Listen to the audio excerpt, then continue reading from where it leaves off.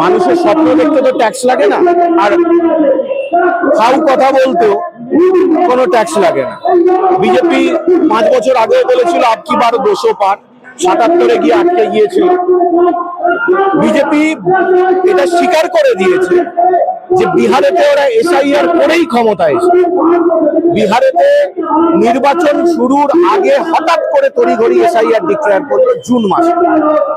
August মাসের মধ্যে SIR করে তারা নির্বাচন করে ফেলল, এবং তার ফলাফল আমরা দেখতে পেলাম। বিহারেতে গণতন্ত্র গণহত্যা করা হয়েছে, বিরোধী দলগুলোকে দাঁড়াতেই দেওয়া হয়। 240টার মধ্যে প্রায় 210টার কাছাকাছি বিজেপি এবং তার সাঙ্গপাঙ্গরা জিতে নিয়েছে, হয়তো 240টাই জিতে যাবে। কেন? এটা বুঝতে হবে কেন।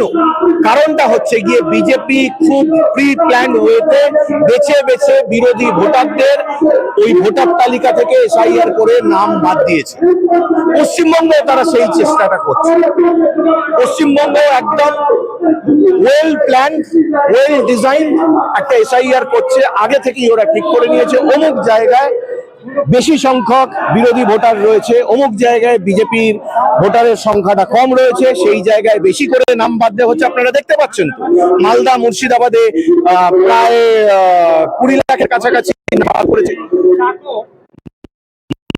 সুজাপুর বলে একটা কেন্দ্র রয়েছে, সেই কেন্দ্র থেকে 1,39,000 নাম বাদ করেছে।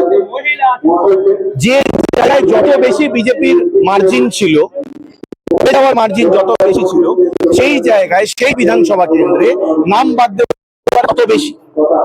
এইটা থেকেই আমাদের মনের মধ্যে যে সন্দেহ বা যে ধারণাটা ছিল, সেই ধারণা আরো পাকা যে এইটা একটা well planned, well design, well decorated একটা জালিয়াতির ব্যবসা।